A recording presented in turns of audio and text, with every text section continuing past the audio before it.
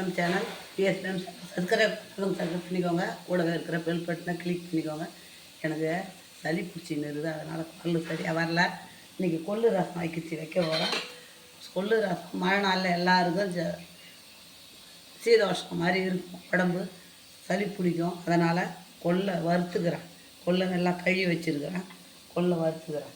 அதுக்குள்ளே புளியை சுட்டுக்கிறேன். நாங்கள் புளியை சுட்டு தாங்க வைக்கணும் ரசம். புளியை நல்லா சுட்டுக்கணும். இதை வறுத்து ரசத்தை வச்சுக்கிறேன்.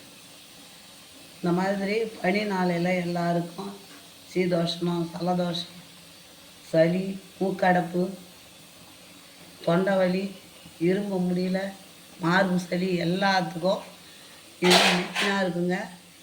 அதனால் புளியை அப்படியே பச்சையாக போடக்கூடாது, நம்ம சுட்டு தான் வைக்கணும் புளியை.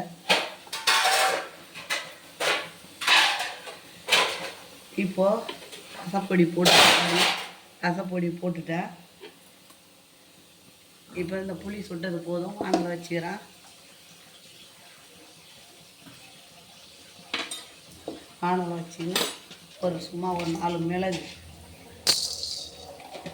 ஏன்னா நம்ம ரசப்பொடியில் இருக்குது எல்லாமே, அதனால் ஜீரகம் கொஞ்சம்,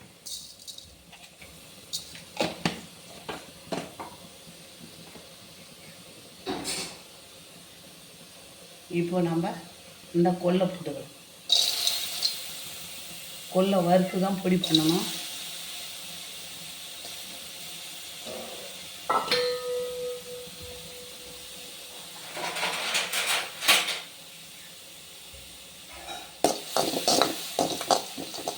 கொள்ளு, சீரகம், மிளகு, இப்போ அது கூட கொஞ்சமாக கட்டி பெருங்காயத்தை போட்டுக்கலாம்.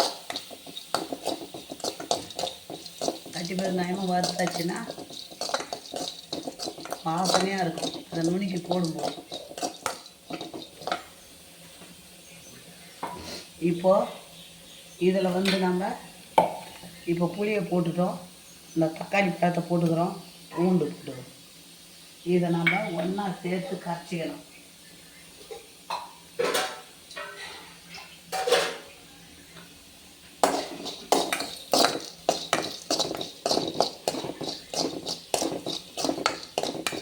நல்லா வறுபடணும். இது கொள்ளை கழுவி போட்டுருக்கிறதுனால கொஞ்சம் நேரம் எடுத்துக்கும்.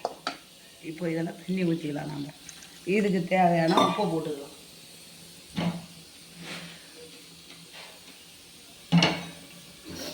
இதுக்கு தேவையான உப்பு போட்டாச்சு. நல்லா கரைச்சிக்கணும்.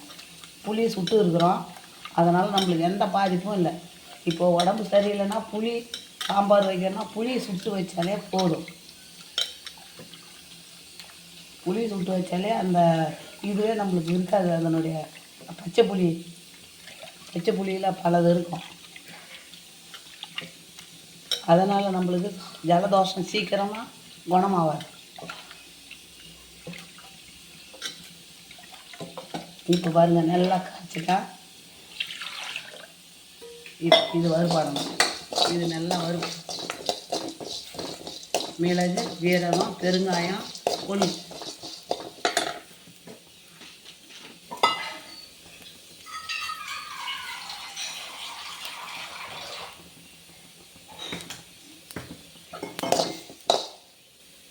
பெருங்காயம் ஒட்டுது. சரியா. இப்போ அதுக்குள்ளே நம்ம கறிவேப்பிலை, மல்லி இதெல்லாம் நம்ம அரைச்சி போட்டுக்கலாம். அதில்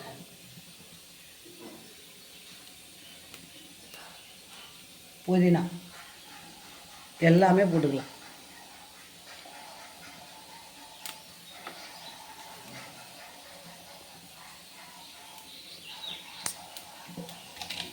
இது எல்லாமே போட்டால் தான் நம்மளுக்கு அந்த மனம் இருக்கும், ரசத்தோடைய மனம்.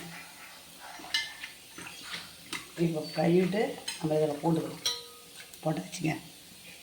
இப்போ இதை போட்டாச்சு, இதை வறுத்தாச்சு. இது போதும். இதை நம்ம இறக்கிக்கலாம். இது அப்படியே இருக்கும். இப்போ நம்ம கரண்டி வச்சு இதில் தாளிச்சு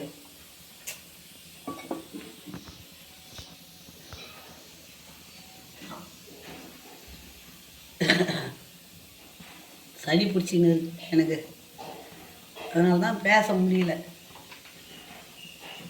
ஒரு வாரமாக ரொம்ப உடம்பு முடியல, யூடியூப்பில் போட முடியல,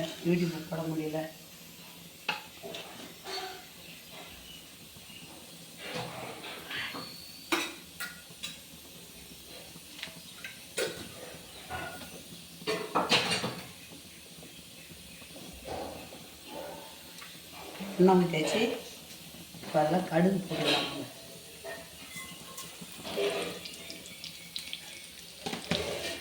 கடுகு,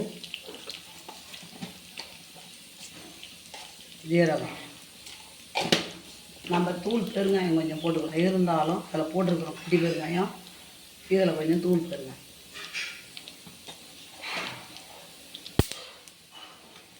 இப்போது இந்த பட்டை மிளகாயை அதில் போட்டுக்கலாம். அவ்வளோதான்.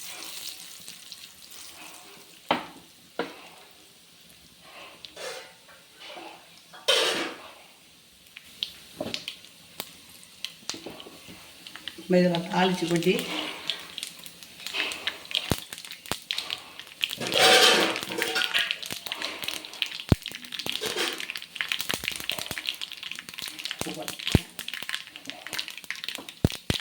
இப்போ நம்ம இதில் வச்சுக்கலாம். ரசத்தை இதில் தாளித்து கொட்டிக்கலாம். அவ்வளோதாங்க. இது கொதிக்கட்டும். அதுக்குள்ளே நம்ம அதை பொடி பண்ணி எடுத்துன்னு வரோம். கொதிக்கிற ஸ்டேஜில் இருந்து இந்த நேரம் நம்ம இதை போட்டுக்கிறோம் மேலே. இதை அப்படியே போட்டு அப்படியே இறங்கிட வேண்டியதுதான். இது அப்படியே அதிலே இருக்கும். அவ்வளோ கொள்ளு ரசம் ரெடி ஆகிடுது. நீங்களும் இதே மாதிரி கொள்ளு ரசம் வைங்க. உங்களுக்கு பிடிச்சிருந்ததுன்னா எனக்கு லைக் பண்ணுங்கள், கமெண்ட் பண்ணுங்கள், சப்ஸ்கிரைப் பண்ணுங்கள்.